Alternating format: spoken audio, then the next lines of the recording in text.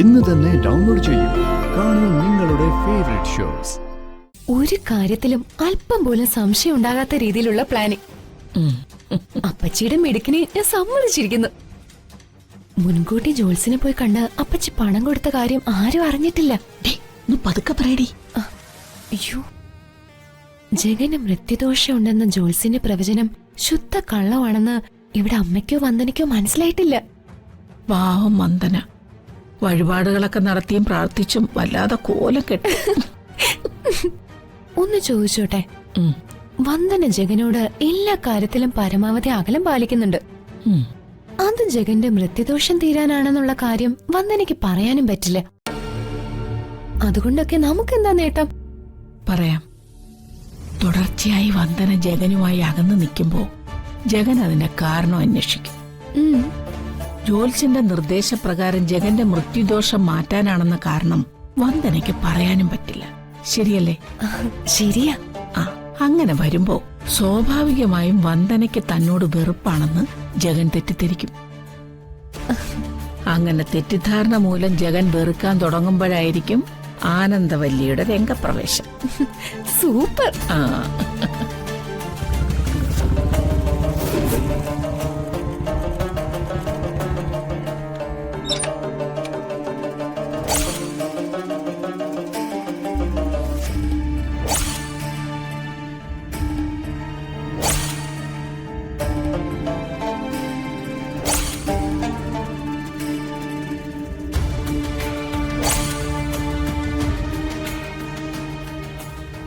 വന്ദന ദുർനടത്തക്കാരിയാണ്, പരപുരുഷ ബന്ധമുള്ളവളാണ്, ജഗനെ അവക്ക് വെറും പുച്ഛമാണെന്നൊക്കെ എരികേറ്റി ഞാൻ അവന്റെ മനസ്സിനെ തകിടം മറിക്കും.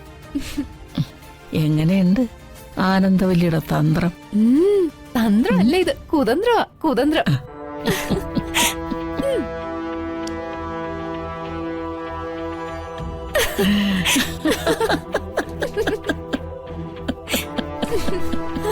എന്താ എന്താ അപ്പച്ചി മോള് ഇത്ര ഒച്ചത്തിൽ ചിരിക്കാൻ? ഈ വീടിന് ബോംബെങ്ങാനും വെച്ചോ? അല്ല, വിദ്യയുടെ വീട്ടുവിശേഷങ്ങളൊക്കെ പറഞ്ഞ് ചിരിച്ചതാ. ഓ, ആണോ ഏട്ടത്തി? അതെ, അമ്മയുടെ സഹോദരങ്ങളുടെയും ചില കാര്യങ്ങൾ ഓർത്താ ചിരിച്ചിരിച്ച് ചാവും. കാര്യങ്ങളൊക്കെ ഒരുവിധം നേരെയായി വന്നതാ. അപ്പോഴാ ഏട്ടത്തിയുടെ തിരിച്ചുവരവ്. വേണ്ടാത്ത കൂട്ടുകെട്ടുണ്ടാക്കി ഏട്ടത്തി വീണ്ടും വീട്ടിൽ പോയി നിൽക്കേണ്ട അവസ്ഥ ക്ഷണിച്ചു വരുത്തരുത്. എങ്കിൽ പിന്നെ ഏട്ടത്തിയാണെന്നും ഞാൻ നോക്കൂല.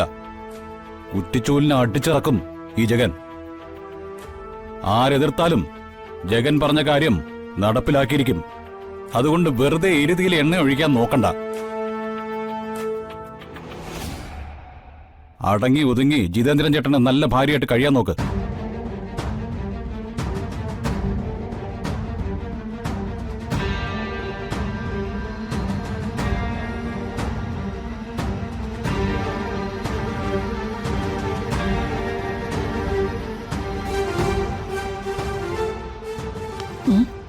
നമ്മള് പറഞ്ഞതൊക്കെ ജഗൻ കേട്ടു കാണോ? ഏയ്, കേട്ട ലക്ഷണമൊന്നുമില്ല. കേൾപ്പിക്കാതിരിക്കാൻ ശ്രമിച്ചാ മതി. അപ്പച്ചി, അപ്പച്ചിയുടെ പ്ലാനൊക്കെ എനിക്ക് ഇഷ്ടപ്പെട്ടു. അതിൽ നിന്ന് പിന്മാറരുത്. ജഗൻ വന്ദനയെ കാർക്കിച്ചു തുപ്പി പടിയിറക്കുന്ന കാഴ്ച നീ ഉടനെ കണ്ടിരിക്കും. മാനത്തെ കൊട്ടാരം